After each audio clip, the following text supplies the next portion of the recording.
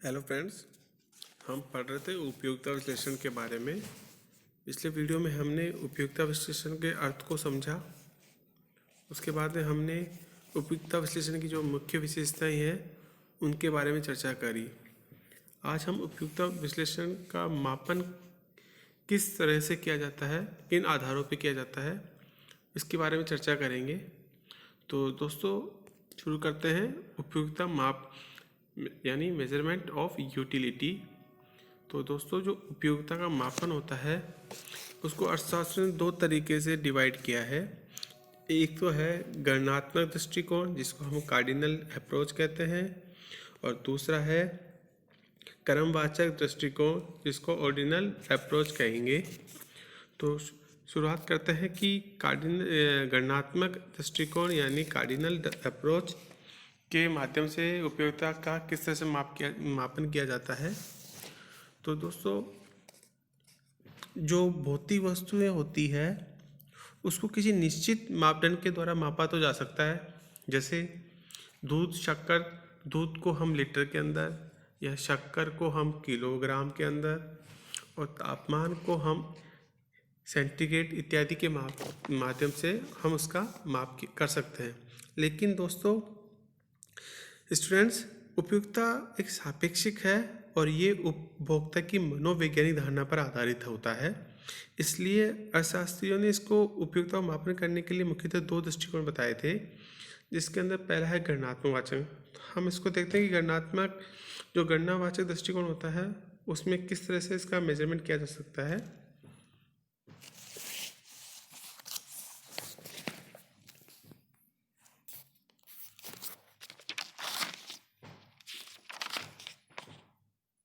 तो स्टूडेंट्स जो गणनावाचक दृष्टिकोण अप्रोच होता है इसमें उपयोगिता का मापन मुद्रा यानी मनी के माध्यम से किया जा सकता है।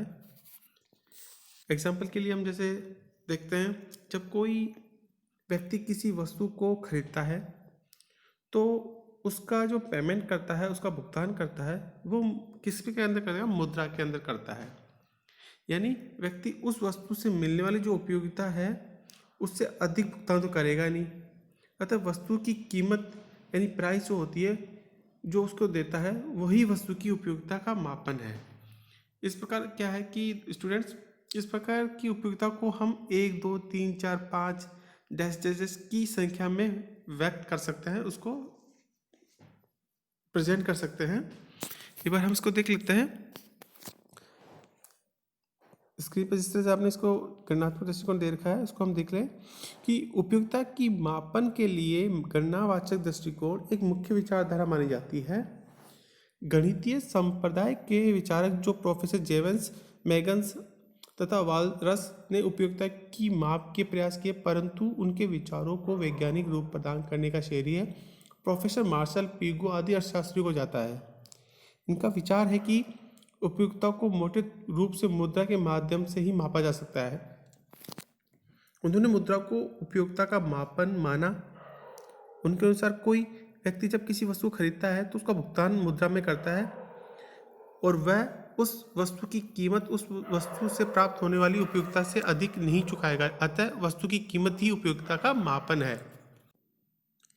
एग्जाम्पल के लिए हम देख सकते हैं, जैसे अगर पेन उपयोगिता 30 रुपये के बराबर है, यदि पेन की उपयोगिता 30 रुपये के बराबर है और घड़ी की उपयोगिता 60 रुपये के बराबर है, तो स्पष्ट है कि घड़ी की उपयोगिता पेन की उपयोगिता से अधिक है। तो मतलब जिसका जितना हम पेमेंट करेंगे जिस वस्तु का, उसकी उपयोगिता उसी अकॉर्डिंग होगी। तो यानी कह सकते हैं कि बस मुद्रा के माध्यम से उसका पेमेंट किया जाता है, उसके आधार पर हम उपयोगिता का मापन कर सकते हैं। तो जो ये उपयोगिता की इस तरह की जो परिभाषा है वो इसके अंदर आती है, किसके अंदर? गणनावाचक दृष्टिकोण यानी कार्डिनल अप्रोच के अंदर। दूसरा होता है स्टूडेंट्स क्रमवाचक दृष्टिकोण यानी ऑर्डिनल अप्रोच। इसके जो विचारक थे, इस विचारधारा का जो समर्थन करते हैं उसमें पेरेटो, हिग्स, सैमुअल्स थे। इसमें बताया कि उपयोगिता को मुद्रा के रूप, इन्होंने कहा कि उपयोगिता को मुद्रा के रूप में नहीं माप सकते और नहीं संख्या के रूप में। इसके जो विचारक थे इस अप्रोच वाले, इस दृष्टिकोण के, वो विचारक कहते हैं कि उपयुक्तता को मापा तो नहीं जा सकता, लेकिन तुलना की जा सकती है। मतलब तुलना की जा सकती है। एग्जाम्पल जैसे आम की उपयुक्तता अंगूर की उपयुक्तता से अधिक है, लेकिन ये नहीं बताया जा सकता कि आम की उपयुक्तता अंगूर की उपयुक्तता से कितनी अधिक है। मतलब उपयोगिता का मापन नहीं कर सकते, लेकिन कंपैरिजन टू किससे कितनी उपयोगिता मिलेगी हम ये नहीं, ये इस दृष्टिकोण के विचारक कहते हैं कि किस वस्तु से कितनी उपयोगिता मिलती है ये नहीं बतलाया जा सकता, लेकिन कंपैरिजन किया जा सकता है कि किससे ज़्यादा उपयोगिता मिल रही है। यानी अंगूर की तुलना में आम से ज़्यादा उपयोगिता मिल रही है, लेकिन कितनी ज़्यादा मिल रही है, इस दृष्टिकोण के विचारक ये कहते हैं कि वो उसका मापन नहीं किया जा सकता, सिर्फ तुलना की जा सकती है। मार्शल द्वारा कहा गया कि मुद्रा रूपी मापदंड उपयोगिता को मापने का कोई स्थिर या निश्चित पैमाना नहीं है, क्योंकि मुद्रा के मूल्य में यानी वैल्यू ऑफ मनी में उतार चढ़ाव आते रहते हैं। तो इस तरह की ये जो विचारधाराएं रही है मुद्रा मापन की, इसमें एक गणनावाचक रही है और एक दूसरा क्रमवाचक दृष्टिकोण। तो ये थी उपयोगिता मापन के तरीके। आगे हम देखेंगे कि उपयोगिता के कितने प्रकार होते हैं। तो शॉर्ट में देखते हैं कि उपयोगिता 3 प्रकार से होती है। उपयोगिता के जो 3 प्रकार बतलाए गए हैं, पहला है सीमांत उपयोगिता, दूसरा है कुल उपयोगिता और तीसरा है औसत उपयोगिता। तो दोस्तों जो सीमांत उपयोगिता होती है उसमें उसकी सीमांत उपयोगिता वो होती है जब किसी वस्तु की एक अतिरिक्त इकाई के उपभोग करने से हमें जो कुल उपयोगिता में जो वृद्धि होती है, हम उसको सीमांत उपयोगिता कहते हैं।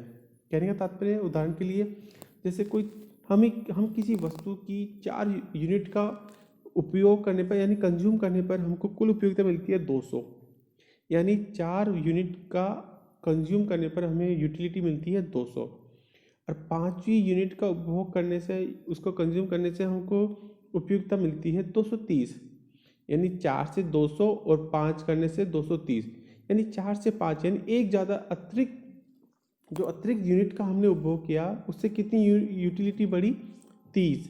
ये 30 ही क्या होती है, सीमांत उपयोगिता, जिसको हम कहते हैं मार्जिनल यूटिलिटी। कहने का तात्पर्य कि एक अतिरिक्त इकाई के उपभोग करने से जो कुल उपयोगिता के अंदर जो वृद्धि होती है वो सीमांत उपयोगिता मार्जिनल यूटिलिटी कहलाती है। स्टूडेंट्स, जो मार्जिनल यूटिलिटी, जो सीमांत उपयोगिता होती है वो 3 प्रकार की होती है।